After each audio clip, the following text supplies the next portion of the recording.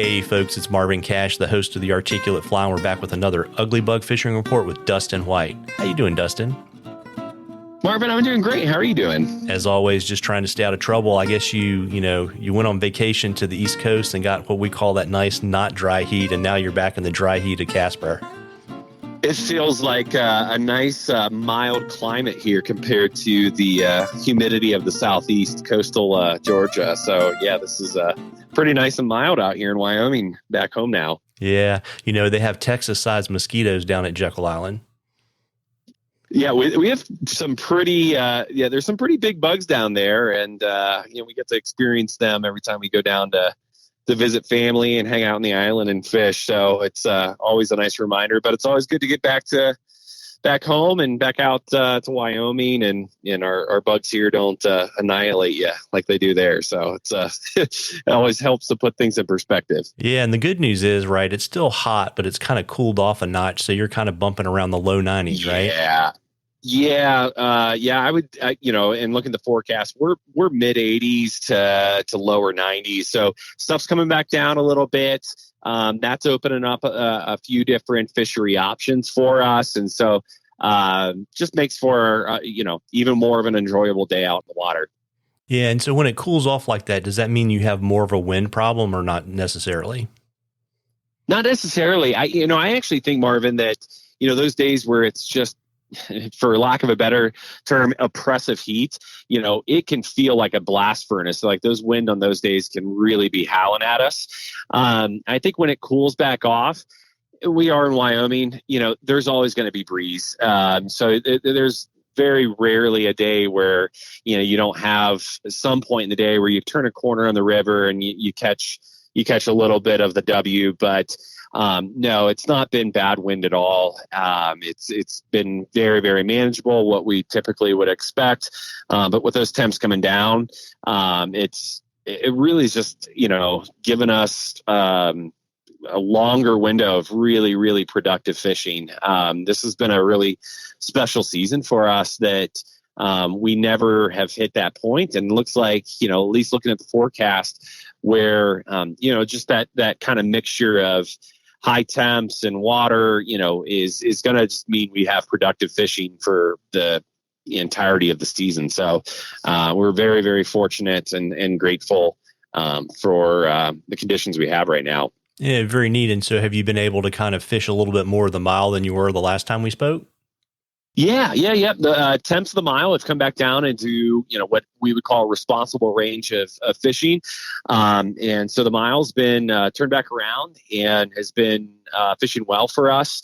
Middle stretches for folks, they might see us struggle here or there. Definitely the most productive fishing is going to be, the upper stretch of it, that really cold water coming out of the canyon. And then the lower stretch as you get into Pathfinder has been fishing really well too.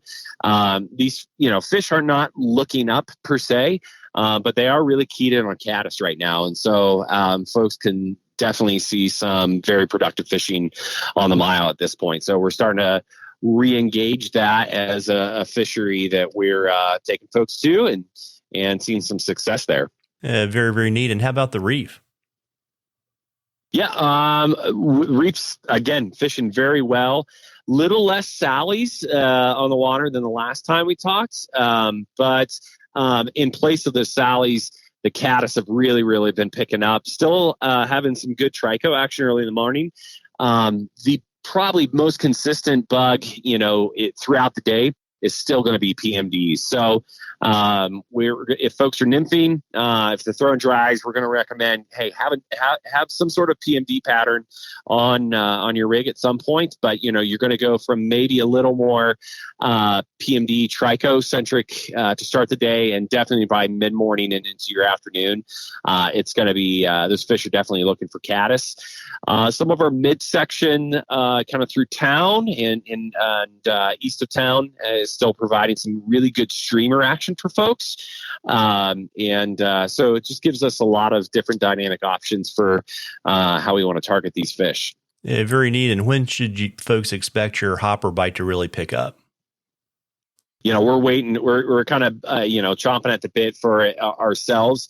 For those who have been following our forecast, we've had more rain than typical in the last few weeks, and that kind of keeps the hoppers at bay from getting really down to the bank of the river. And so I would say, conservatively, we're probably still another 7 to 10 days out before that really becomes a viable option to where it's kind of a reliable bite. Day to day, we've had some days where we find a pot of fish looking up and they're hanging near the grass and we can see hoppers on the water. But you turn around and 2 days later, they're, it's just not there yet. So you can still have some good hopper opportunities, but it's definitely kind of looking at that window of if which day is going to be best.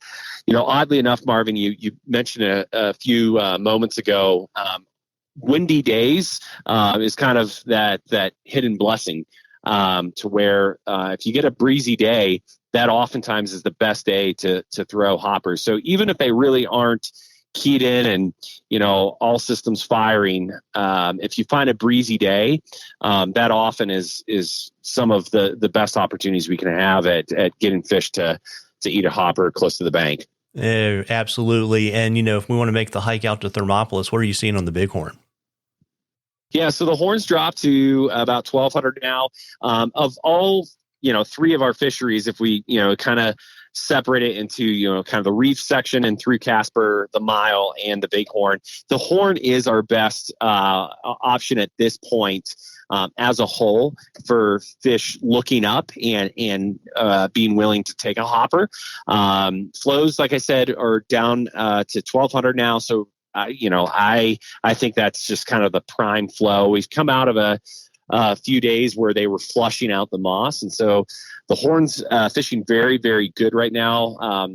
Various annelid patterns are working well. So whether that's folks that are fishing a San Juan, a rockworm, or pegging a squirmy wormy, if folks are willing to do that, that's fishing well. But again, just like on the Mile and on the reef, it is very, very much caddis. And so those fish, whether you're going to nymph or throw dries, are really, really looking for caddis.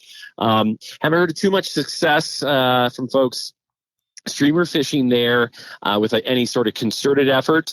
But it is, as always, a fishery that almost always produces well for us when we're streamer fishing it. But definitely the best is whether, if you find a pot of fish, make sure you put, a hopper caddis pattern on, throw it to them. I would do a tandem rig, or if you're nymphing, make sure you have, at least a caddis pattern, if not 2 on your rig, and you'll see some success there.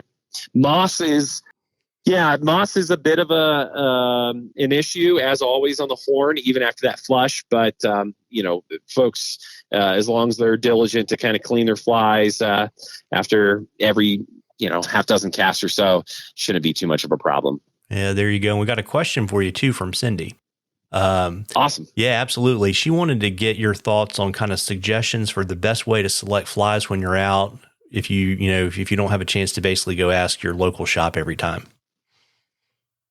Yeah, I love to have just a robust selection in my fly box. So even if your entomology prowess isn't what you'd hope it to be, if you can even just look around and simple observation skills and match your size, shape, and color here on our rivers that we fish here, really having profile in the shape of that is probably the best thing, even more than size. I know that like the kind of traditional way of thought is size, shape, color, and kind of work in that order. As long as you're in the ballpark with size, you're fine, but really trying to match that shape of whatever bugs in your box, that's really what's going to be your key to success. But I'd also answer back to Cindy, don't be bashful to ask your local fly shop for recommendations. If the river she's fishing on is anything like ours here on the North Platte or on the Bighorn, it changes on a day-to-day basis. Sometimes it's changing throughout the day. And so your local fly shop, The folks that work there want to answer those questions. They want to be asked those questions, and they're more than happy to answer them for you. But if you're not able to get in, give them a call. Shoot them a text on the shop phone, on Instagram, that sort of thing. They're there to serve you as an angler on your local fishery. But and then if you see a guide out in the water, ask the guide. You holler across and ask, hey, what are they eating on? And that's I don't know too many guides that won't at least row over and discreetly tell someone on the bank, hey, throw a PMB size 16 and you should have some success, or that sort of thing. So use observation skills, try to match that size, shape, color. For us here in around Casper, shape is the creme de la creme, as they say, and you should have some success. Yeah, and the great thing too, like if you're texting with a shop, ask them to just take a picture of the board and text it to you. Absolutely. Right? Yeah, because then you have a whole smattering on the board of the hot bugs, and then you can really dial in a heck of a lot quicker.